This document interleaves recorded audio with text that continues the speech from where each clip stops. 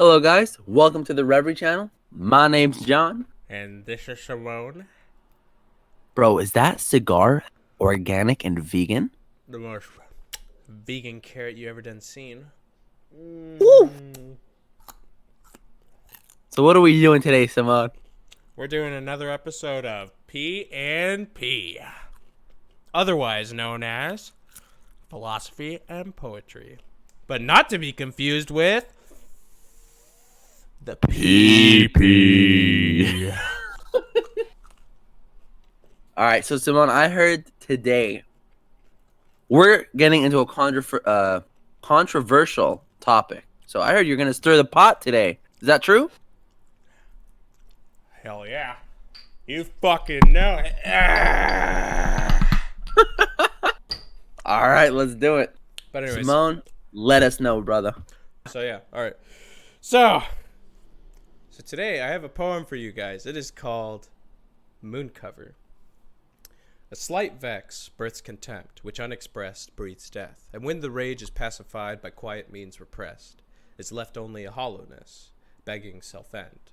To have reaper's hand on the shoulder, this a man's dishonor. To ponder ever, should this be the brink, shall this moment last? Should but a word bring rest. Who is brave, he who lives or he who cessates? How can we judge animals this way? Never I knew a person who ended their present stay. Never I knew one who was evicted either. Yet I know many destined some way. If one believes in perdition, and they dive head first by their own decisions, how can I call that wight a coward, for facing they own shame like a tiger? If one believes in paradise, why do they wait as rocks atop towers? What hopes and horror woe or men conceives? What plights they loop around themselves, and in its spinning who knows a thing, or can guess? People argue of selfishness, but in this quandary aren't we every?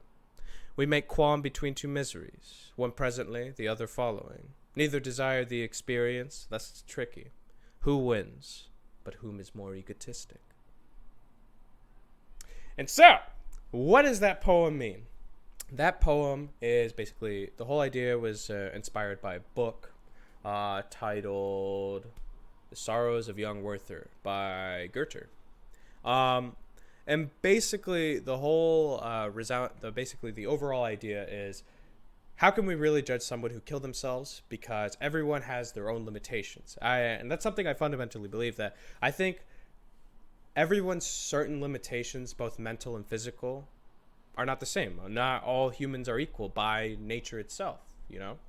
And so, thus, either of us, if I get a girl broken up with me, maybe I don't give two fucks. But then a guy right next to me, girl breaks up with him, he wants to kill himself. And then he doesn't, or he hurts himself or does something else.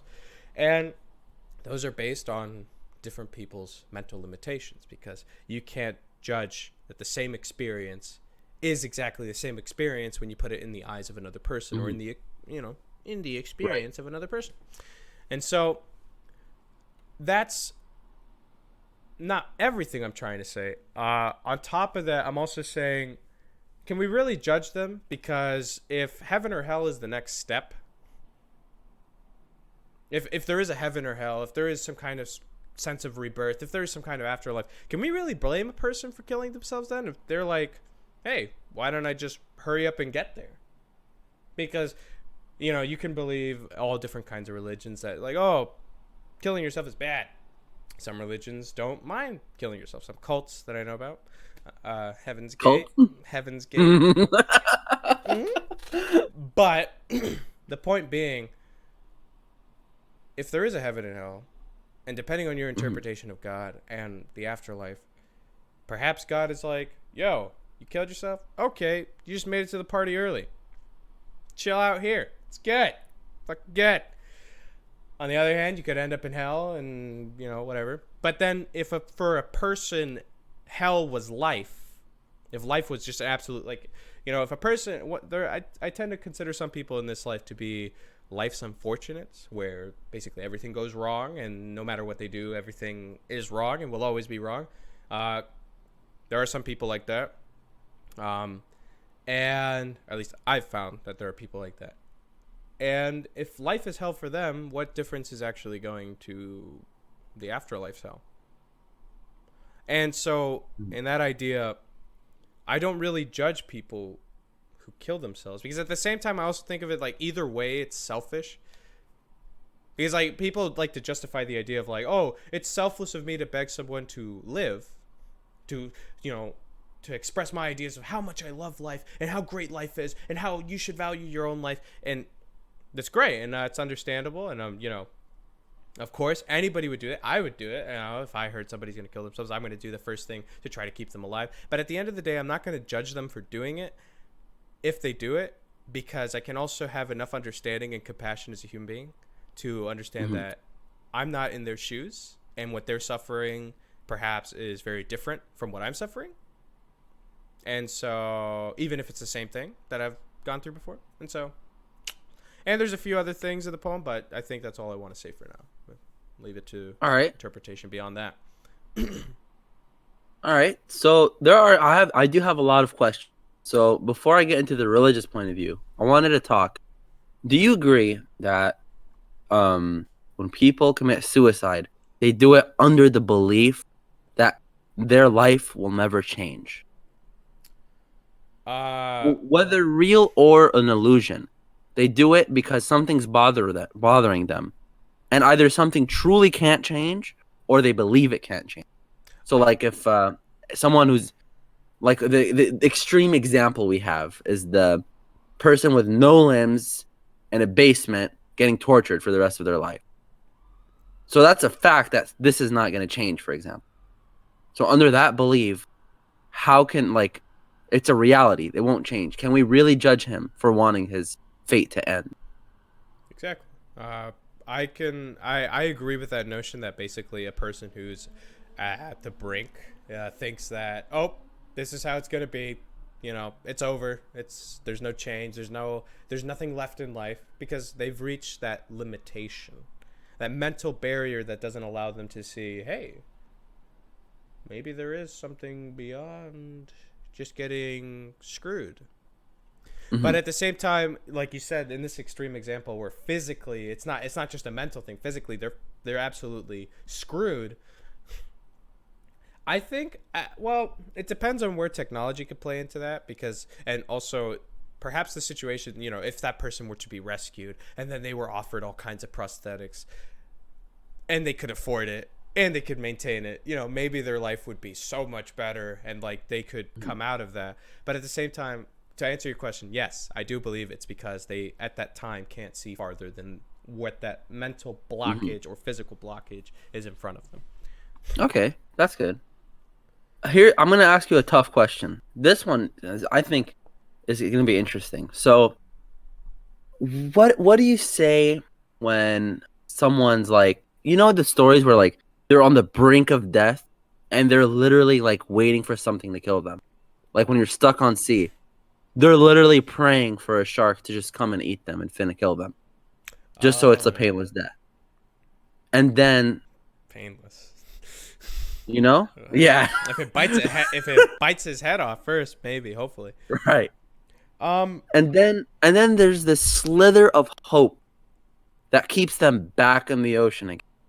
So the whole argument against suicide, for either religion or without religion, is that someone should never give up hope, because sometimes you never know what could happen, because we're not like in control of our fate necessarily. We may have been fated a terrible fate, but what if that changes?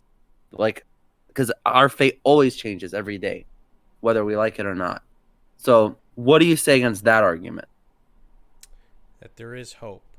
So, personally, I'm a big believer in hope. I believe even when you don't have hope, the last refuge of a man is his own dreams, or a refuge of a woman and a man or a child, whatever situation, the last refuge that they have is their dreams. So even if their life is completely, absolutely screwed, there is no hope, there's no way to change it, the last way they can escape is by going absolutely bonkers and just heading straight into their REM and staying there.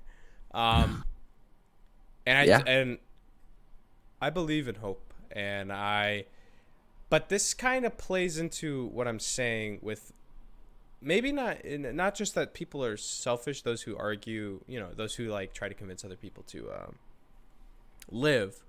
The reason I say it's selfish, it's because of course it's from the perspective of your perspective and like Mm-hmm. how you're gonna feel from missing them. You know what I'm Mm-hmm. saying?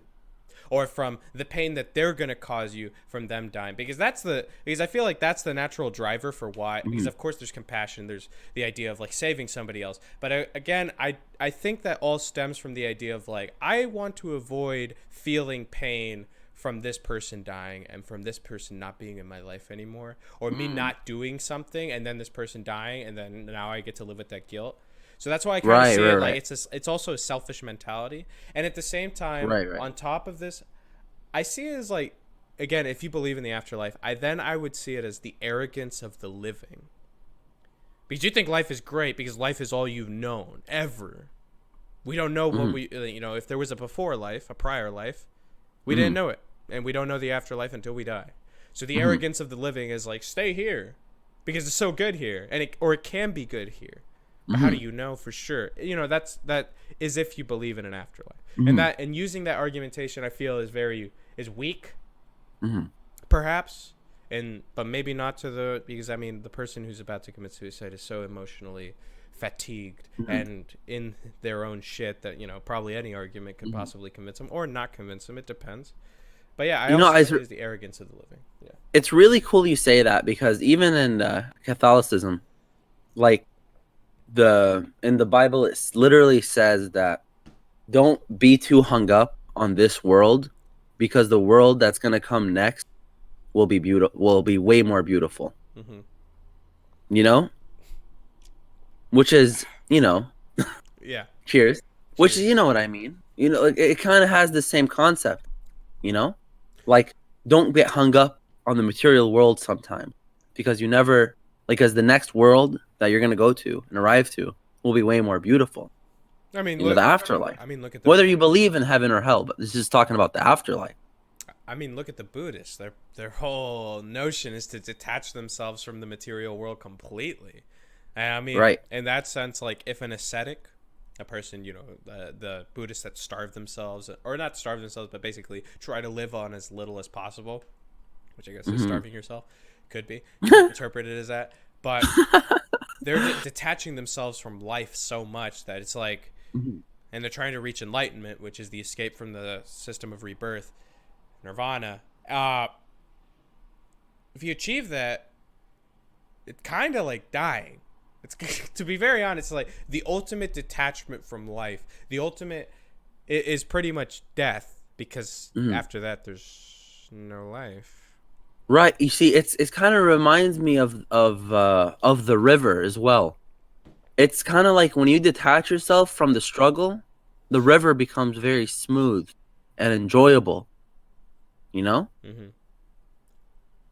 So yeah, I like that poem a lot, Simone. Do you have anything to say before?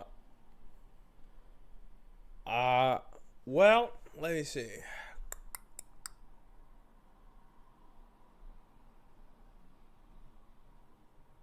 Hmm. Nah, I'm good. There we go. I'm good. So, well, thank you everybody for watching this video. Make sure to like, comment, subscribe, all of that good stuff, and we'll check you out on the next video. Yep. Share the video. Follow us on Discord, and follow us on Facebook too. Peace, guys. Peace.